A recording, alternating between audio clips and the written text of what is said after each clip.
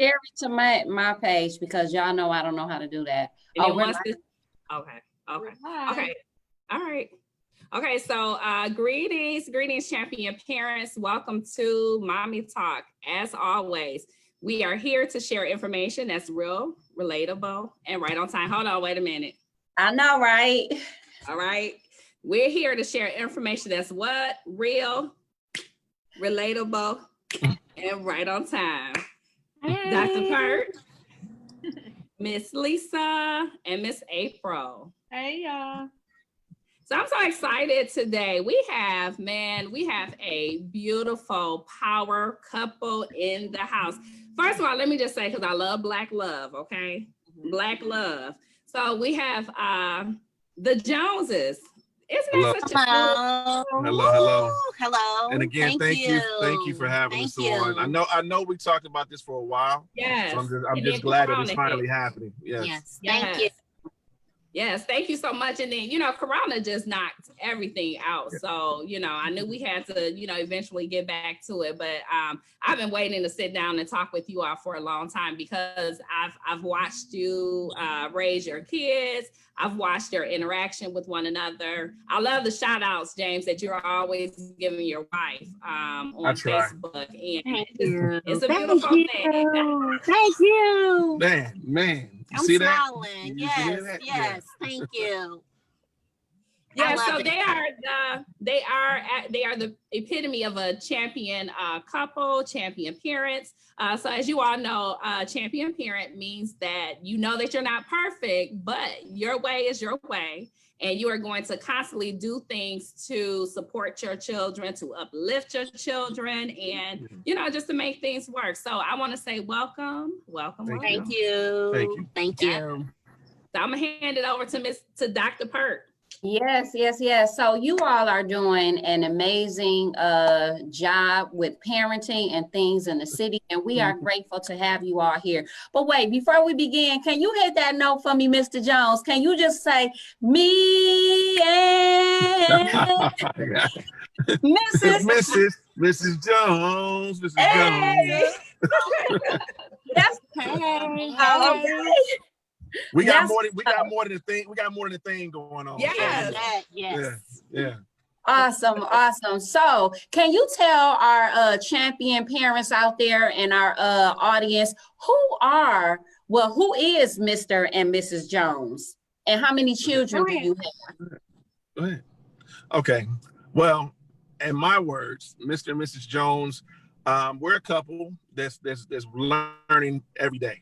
As long as we've been married, we're still learning new things about ourselves, about our marriage, about our kids, more and more every day. And I thank God for the lessons and blessings that He's teaching us to get down this road called marriage. Is very rough, but at the end of the day, it's very rewarding. Absolutely. We have two children. Our daughter, Jamise, she's soon to be a freshman at Michigan State University here in Michigan, and then we have a son who's 14, James. He's going into high school, freshman at Southfield A&T this year. So, all right, Yay. That's good. That is good. That is really good. I love to see parents who support their kids academically. I believe that is very, very important. And I love just your honesty because, a lot of times people just try to paint that picture like everything is just so perfect. And Mr. Jones, I just appreciate, and Mrs. Jones, I appreciate you all just saying that you're learning each other every day. And it's a progress. And I think that people need to hear that. I think that it is very important. And you all say that you have a freshman going to high school and a freshman going to college. I was just about to say that, freshman. So we got two freshmen in the house. So how is that? It's scary. Yes. It's scary with everything that's going on now, with the new norm, having to adapt to certain things. With my daughter being the oldest, it's scaring me more because I feel like I have to really, give her a lot of input about a lot of things. And I hate this, and I say that because I hate to think that we sheltered our kids a lot, but I'm very overprotective of my children. I'm very overprotective of them. And so, you know, like with my daughter, you know, with the type of family we have, we do everything together. Yes. My kids rarely do anything outside of us. And I don't know if that's good or bad, you know, because you want them to learn the ways of the world, but, you know, also want them to know, like, hey, I won't always be there to protect you. So these are the conversations that I'm having with my daughter now. Like, hey, when you get to college, you go to parties, don't let nobody, you know, make you drink. You just the little things that most people don't think about, you know, telling their children or whatever. You got anything? And our bonds are totally different with our children. Yeah. My daughter, it's weird. Like you always say, the mother-daughter relationship, my daughter will go and talk to him about the extremely important stuff.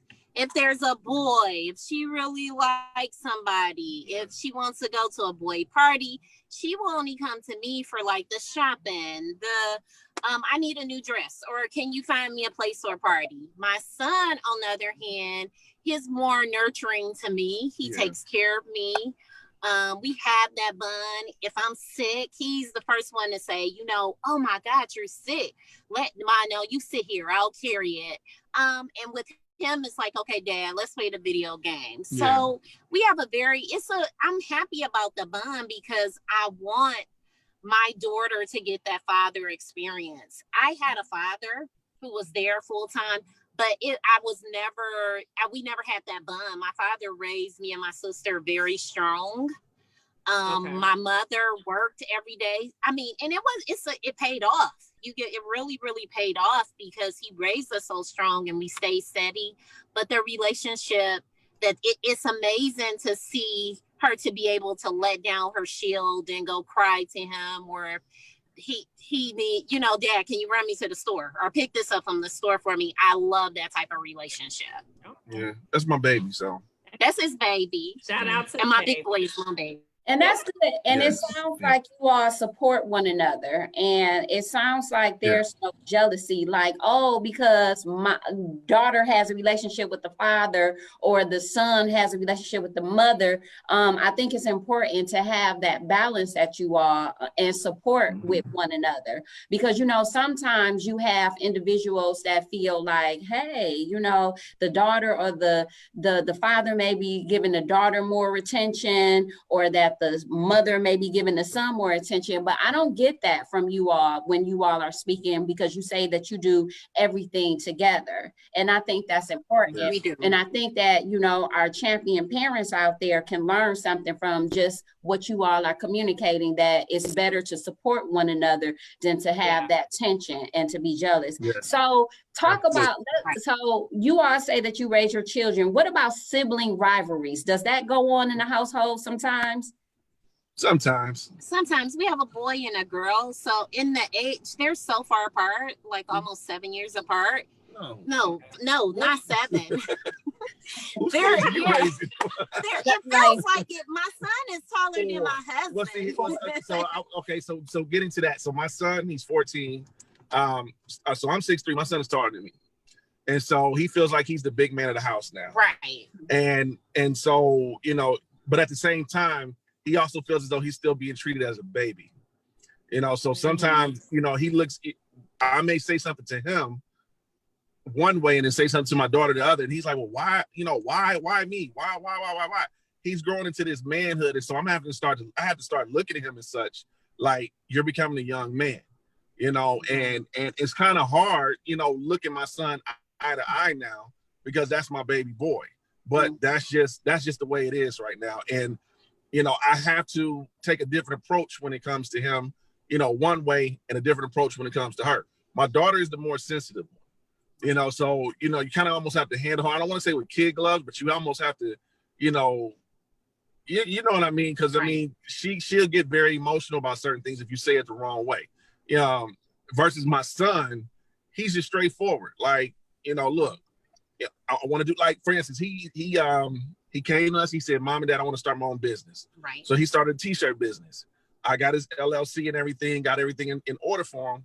And he's just like, you know, this is what I want to do. I want to do this. I want to do that. He's straightforward, where my daughter is a little bit kind of the indecisive one. Right. So when it comes to that, we both had to try to sit there and figure out how we're going to handle the situation with them individually. But as far as the sibling rivalry, it's there. I think it's always gonna be there. My sister and I were just the same. Her and her sister are the same. So Exact same. I mean, it's just a part of, you know, being siblings. You know, it's all love, but you know, you're gonna have it. So yeah. I have a question. I want to ask a question. So, you know, this is something that short people do. So, you know, looking at Jessica on the screen, Jessica look like she's looking short over there, but Jessica is actually, she has height on her as well. Because when I first met you, I laughed because I was like, dang, she's tall. You're so cute and tall, by the way. Thank you. Thank you. But I'm always so jealous of tall people. Oh my. So you should see her sister. My sister is way taller than. Is she? Now, what's my your son height? and What's my your height, sister. Jessica? What's your height? What's your My height? height, I'm only like 5'7", 5'8". I'm Okay. probably the shortest person in the house now.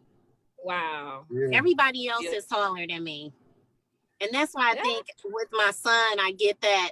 I forget how old he is. A lot of people do. They treat him older because he looks older. So I always forget. Like, oh, I forgot. Well, he's only 14. You know, I brought him to homecoming last year with me. And so everyone was looking like, man, what you a freshman? He's like, nah, I'm in 8th grade. And they look like, what?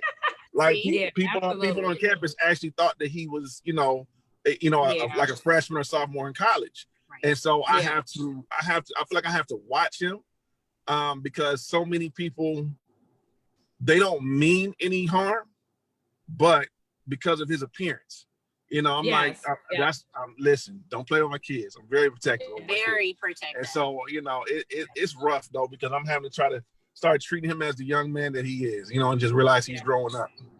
And thank you for pointing that out, because even in today, and I'm sorry, Dr. Pert, but even today with everything that's going on, that's something that's very important with viewing our youth as being older.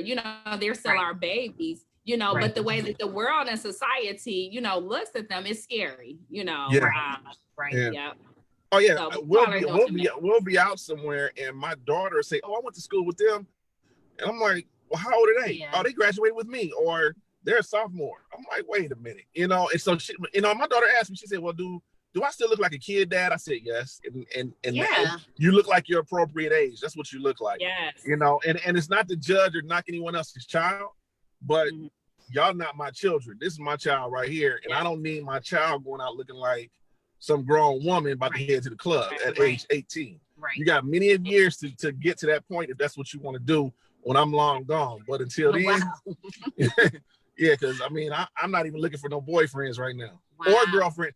And let me say this before someone say, oh, why are you gonna be like that with the girl? I had the same conversation with both of my kids. With both of them. Right. You can wait and you can wait. So it's not one over the other, it's both. The exact same question. We had the open questions about everything. The birds and the bees question happened 5 years ago. Yeah. And it still goes on. You have to, because you have kids out here having babies at 12, 13, 14 years old.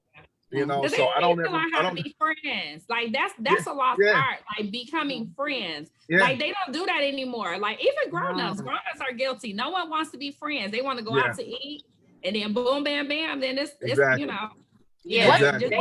to it. Exactly. Get right to it. Miss Lisa, what is boom, bam, boom? Boom, bam, boom, girl, whatever. Boom, bam, boom. It's whatever. Okay, so Mr. and Mrs. Jones, so how important is it to discipline your child? How do you all effectively discipline your children? Wow, I can honestly say honestly, our children, and I'm gonna people are gonna be like, what are you talking about? With our children and the close knit that we've honestly not had to give them a real spanking before. I'm gonna be honest. Here's the thing. No real spanking, but because of the connection and the communication that we keep open, we say what we mean. We don't sugarcoat it, hide it from our kids. This is water. Yeah. If you boil water on the stove, it's gonna be hot, and we tell them that. Hey, you got a decision. You either gonna put your hand in a hot water after I told you it's gonna be hot, or you not. What's your decision? It's just communication. We're big on consequences. Big. We're big on consequences and guilty by association. Bump your head. Bump your head. And as I tell my kids, and I tell my son especially about things that happened to me growing up. I wasn't the worst kid, but like most kids, I tried my parents and I tried doing certain things that I thought I could get away with.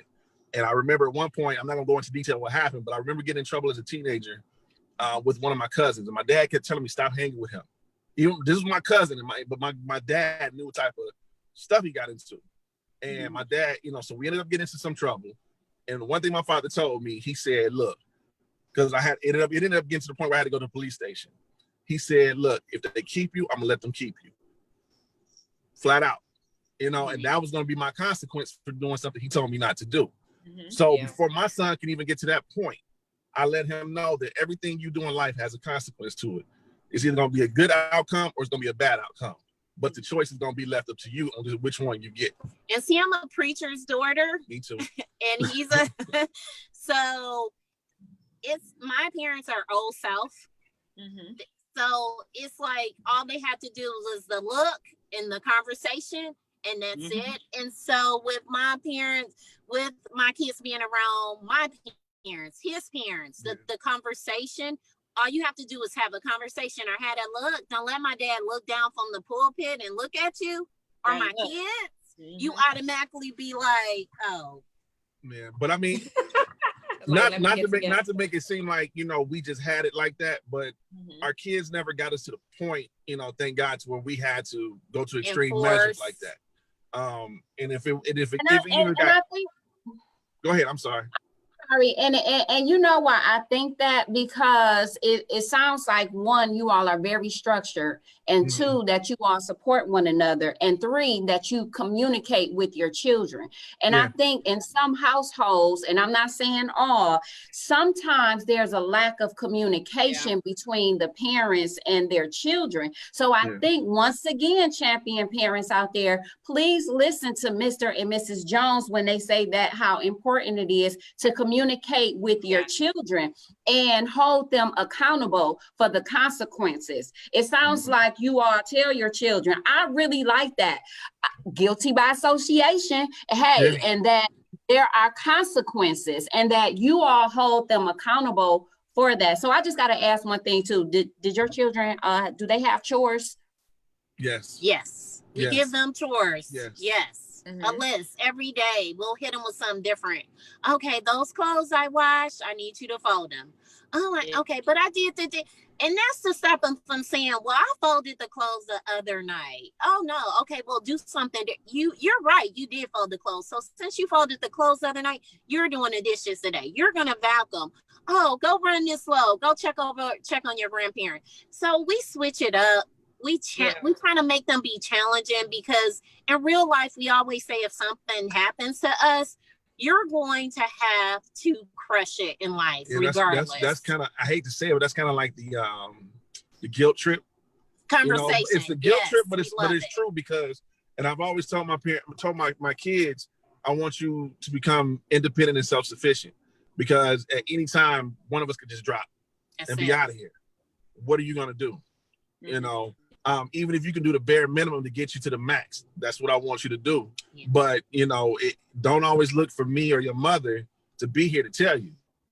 And even if we're not out of here, we just want you out the house. What are you going to do? Because you have to be able to do for your own household. You got to go. So you can't stay here forever. Give them good tools and nuggets they need, and you all build a good foundation. You started early communicating with them and setting boundaries and giving consequences, which is good. Champion parent behavior. Yes.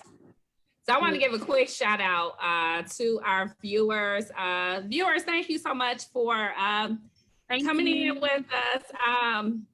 James, you got a couple of sarcastic comments on here from Mr. Marcellus Martin. Hey, Marcellus. Yeah, he comes on, you ain't no preachers. Right. You didn't catch that when Jessica said she was a preacher's daughter. You were like, I am too. Right. So he was like, he's like, you're not a preacher's daughter. That's what he was referring to. Yeah, all right. He's not right. We don't get him. I'll get to him later. We'll deal with you. Right. But yes, champion viewers, parents, thank you for tuning in. If you have any questions for these wonderful people, please by all means ask and we would translate. Great. Yeah, So, thank you. Okay. We'll get it somehow. Right. Okay. So, Mr. and Mrs. Jones, do you all ever disagree on making decisions regarding your children? And Yes. if so, how do you cope as a team with parenting differences? Go ahead. Well, to me, I'm always, I didn't used to be. In the beginning, I was the aggressor of trying to handle stuff. Like, no, it's just going to be this way. Now I'm the softie as they're getting older and I know they're leaving the nest and they're growing up on me. So it's kind of like always like, now, James, don't be so hard on them. Don't do it like that. And he comes back like, how we supposed to stick to the team. You get what I'm saying? We the football team going out here to take on the other team. And it's like, baby, don't be. And I try, or she'll be like, well, Dad, I was tired. I couldn't finish all the dishes, taking them out. And I'll be like, well, baby, she was tired. You know, she did go to sleep late last night. He's like, look at you. When they walk out the room, look at you. You folding. Don't fold. I'll be like, okay. But no, see, I've gotten to a position where, now this is me learning again. Learning. Fellas, this is the thing, learn. Learn from past mistakes, learn from past situations and conversations. Listen to what she's saying. Not to use it against her literally, but in a figurative way, use it against her later. Because I am hard on my kids. Not like, beat you over the head, but I'm hard on my kids. Again, because I want you to be, self-sufficient and be able to cope with society when you get out. But when I say something to them, and she said, well, Jade, you being hard on them. I said, okay. And I step back. When something happens that make her upset, guess what? I'm sitting in the corner laughing because I told you. He's quiet. I told you, and so, I mean, at the end of the day, we have our disagreements, but again, the communication. And like I told one of my married guys one before, it was just a few years ago, probably like 5-6 years ago, she and I have just learned to, if we have a disagreement, we learn not to be mad at each other. Right. Out of all the years we've been married, we've just learned within the last few years not to be mad at each other. And when I say not to be mad, meaning don't go to bed upset, don't have an attitude, don't wake up with the same mindset. We're just getting it down. Right. We're looking at each other now that if we get into an argument, probably like 10, 15 minutes later, we're looking like, you get on my nerves. You get on my nerves too. And it's done. It's over. And it's done, because at the end of the day, it's not worth holding on to, you know. And how long have you guys been married? Going on 19. Okay. So, and let me ask you Oh, this. yeah, happy belated anniversary too. I know. Thank you. Belated anniversary. Belated anniversary, belated birthday. Yes. Yeah. Happy birthday. Happy birthday. Don't Thank you. start singing up in here. Happy birthday. I know, right? Yeah. Hey. So my question is, when you all have a disagreement, do you talk about it in front of the children or do you do it behind closed doors? We used to. I'm not gonna front. We used to do it in front of them when they were younger, and we had to stop and think about it because I know that she's gone through things growing up in her household as a kid. I've gone through things, and some of those things were presented to us from our parents, things that we had no business knowing. Seeing problems and whatnot. We understand everything is not perfect, but there's certain things as a child you should not have to witness. So we had to learn to check ourselves, like stop doing that in front of them, and sometimes they would hear it, but they, after a while, they're like, oh, well, okay, they're good. But we had to start presenting to them like, look, no, we really are good, y'all. Like, we're not mad at each other. And in a marriage, you're always growing. That's the funny thing. And I always tell people in your marriage, please grow. I feel like we're plants. We're growing. We were at the budding stage. Now we're blossoming. Okay. So we are at the same time, you are married. You still have not fully figured yourself out. We are just getting to the point still almost, like 5 years ago, that we're figuring I'm figuring me out. He's figuring himself out. I'm gonna put it to you real quick. Period. I'm gonna put it real quick. I'm a black man that had his father present, but did not give me the blueprint to marriage and fatherhood. And that's not saying anything bad about my father. That's just saying my father was the type of person where I clothe you, I feed you, you got a roof over your head. That's it. So I'm very affectionate with my kids. That's something that was a learned process. As far as being a father, I had to kind of learn my own way, being different from just the three, main things of clothing, feeding, and shelter. I had to learn outside of that, the love and affection for my kids. Being a husband, that's a whole nother story, but I had to learn that. And that's the problem with most black men, is that we don't have that blueprint set for us. And so it's not that you can't do it. It's just your own mindset. When we got married, I was young, still was trying to figure things out, getting adjusted to being married or whatever. But as she said, we're still growing. We're still doing it. So we're still watering our plant. We're still blossoming. What's the name of you guys' plant?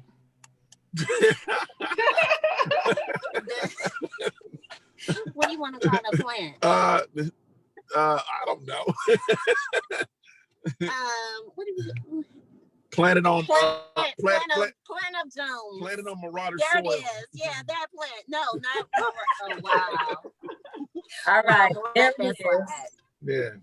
But that makes so much sense, and I love it. I love that. And the key is, again, it's communication, and it's the respect of, not just understanding your views, but understanding that the other person has views, and it's the consideration of different views. Sometimes we have to get outside of ourselves. And I'm gonna say this real quickly. The way I grew up, I always thought like I was the nicest person in the world. How could anybody not like me? How could people not agree with my point of view? Right. And because I felt like I considered everybody. And it's like, it was a hard lesson to understand. Hold on. You are not the God of views, honey. Get off your soapbox. So it's a beautiful thing to be able to, connect with people and understand, like, we both have views. And I see that you guys, y'all with it. Right. Yeah, and I feel like I'm possibly doing something right, because I've had friends tell me, dude, you're the reason why I got married. Good. And that, that hit me, because I'm like, man, what do you mean I'm the reason you got married? They're like, dude, we look to you because of things that you've done. And the thing is, you never know who's watching. So when people told me that, I was just like, wow, kind of got emotional about it, but it was nice to hear. Yeah. And I want to say this too, real quick.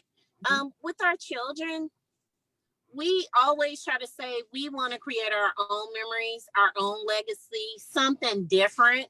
Yeah. I don't want to do what my parents did with me. I want to leave something and pass down something on special to our kids. So maybe I always tell them, do something different. Don't do what we do. Always do what you want to do. Do something different. Don't always stay in the same cycle, because not everything is going to work in that same cycle of life. Do something different. We might have jumped then, but that doesn't mean when you get married and you have your family, you have to jump. You might have to just walk or run. Do something different. People always say, well, keep passing it down tradition to tradition, and we understand that, but also learn your way. Our way is not always going to be the right way. You have to learn and do it on your own, in your house, on your time. This is right now in the moment. Have your moment in your life with your own mindset. Different. Don't be a follower. Never be a follower. Don't follow us, or don't keep on making that same macaroni and cheese that I made. My daughter's macaroni and cheese is way better than mine. But put a spin on it. Make your own macaroni and cheese. You know what I'm saying? Do something different. I think that our champion parents out there and our audience, that they can relate to you, because you all are so authentic. And I feel that as you all are speaking. So I just have 2 more questions before we piece ourselves out. Can I just add to that, Dr. Pert? You are so correct, because they are, they're commenting, on the post, and they are agreeing with you. You're very powerful. I could dig it. Thanks. This is for Howard Mascoy Carter. Shout out. She said, thanks for your transparency and keep up the great work. Thank so you. they definitely agree. Thank you. Yeah, you are phenomenal. And I like the fact that you're always saying that you're always growing and you're learning and evolving. And I think that's important every day in a marriage, for you all to communicate that, because you don't know anybody in a year, you don't know anybody in 2 years. Then we always growing and we always relearning. So you got to relearn that person. So I appreciate you for bringing that to the forefront. Absolutely. So let me just add this, and I know this is not in the questioning. So listening to how you all engage and communicate and interact. So I can see that you guys don't have a problem like getting the fire started or keeping the fire lit, because you're willing to, do what you have to do to light the fire. I'm waiting on Dr. Pert to, because I know she always got a joke. I don't have nothing to say unless they want to sing. Mr. Jones, you want to sing that song, Fire and Desire? Come on, let's hit it. No, but listen. I'm not gonna sing this, right? I'm not gonna do that one. I made this video with these emoji heads doing that song, right? I did a Rick James and a Tina Marie. Okay. Yes, he did. The video went viral to the point Snoop Dogg posted my video. And I said, I can't touch that song anymore. Right. Because even though people don't know it was me, I made it go viral. So if you want to see it, you got to go back to my page, and there you go.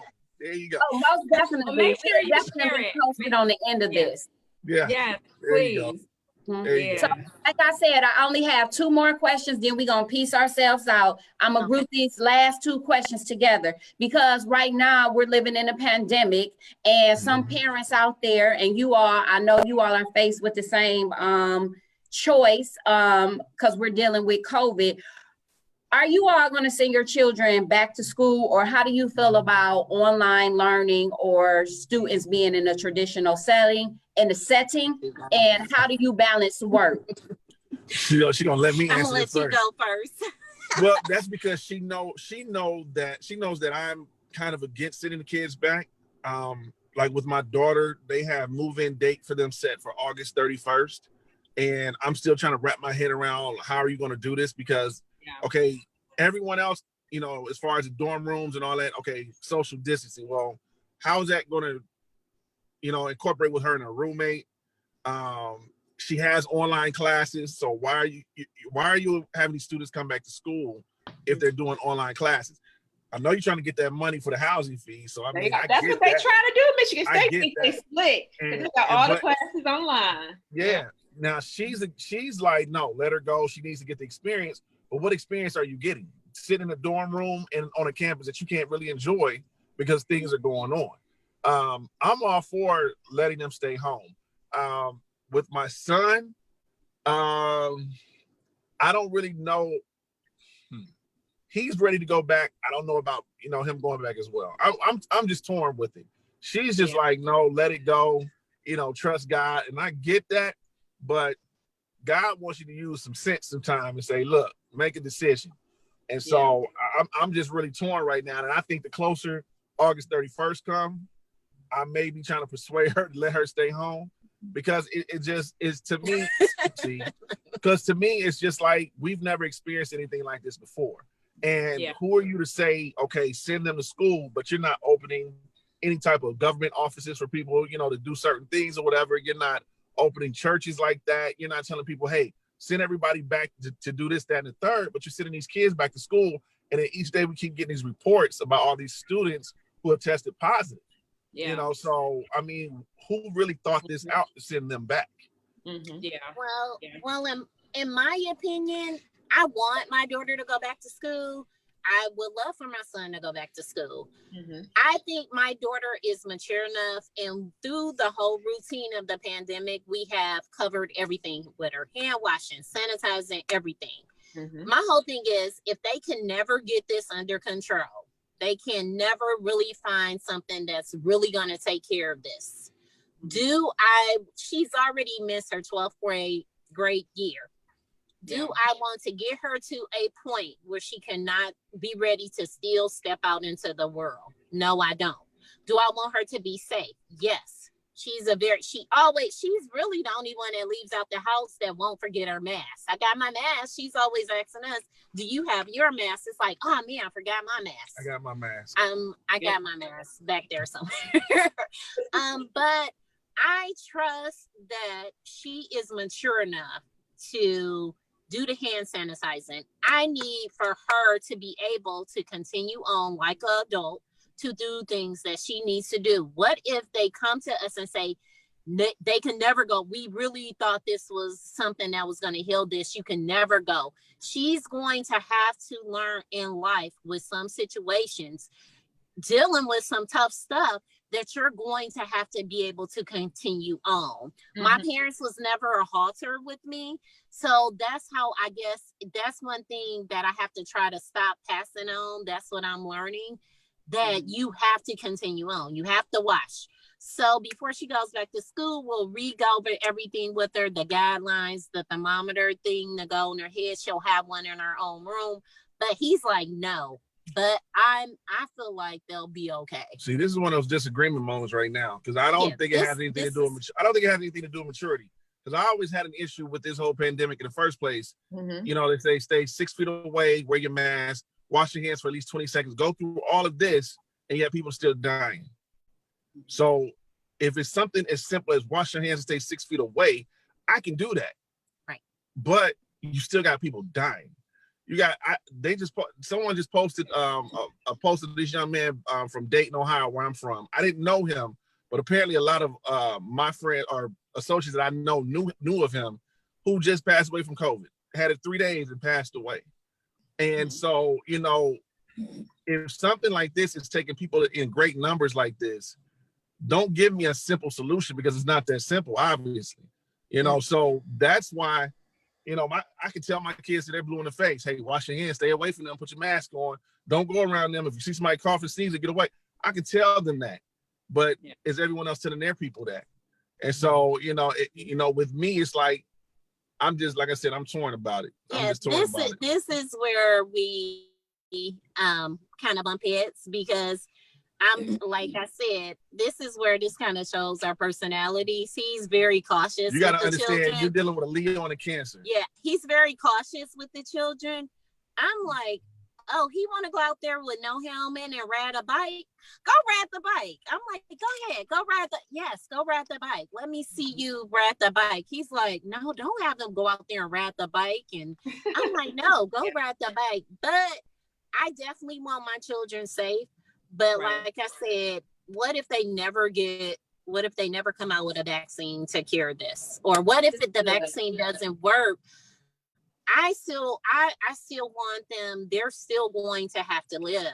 You know what I'm saying? And they're going to have to understand at this moment, you have to buckle down, you have to take precautions. So this is a learning experience too. Yeah, and this is where we are in the world right now anyway, because you have people who feel very strongly that it's too premature to send us back to school right now, because, you know, for the obvious reason.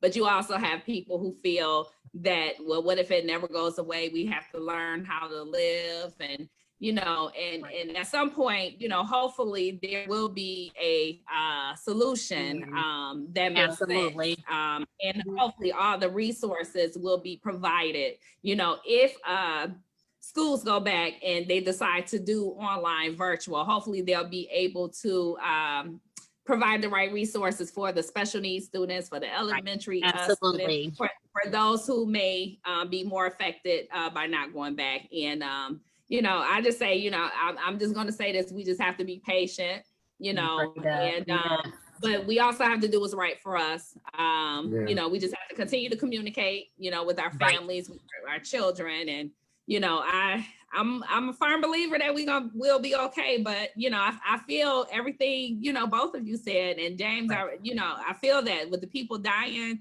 you know, because it was like domino effects. Like it was like, and you're talking about sending these kids to school, coming back home, not knowing what's going on with the other family members at home. Yeah, right. You know, but I just want to say real quick, April, we are sorry because someone said we were not giving you the opportunity to talk. So we're sorry. You good. Oh, who said that? Oh, you're okay. That's funny. So, Mr. and Mrs. Jones, would you like to share your followings and what can the public look forward to seeing from you all? Well, hopefully within the next 2 years, our own business coming out. I'm not going to announce what the business is. I'm hoping photographer, because my husband is amazing photographer and my son has his own t-shirt business. I will say that whatever we decide to do within the next 2 years, it will be totally different from what we're doing now. Our main objective now, especially at the age that we're getting, is growth. So you're still young, baby. I know I'm still older than you by 7 days. Our objective is growth, and that's very important to us.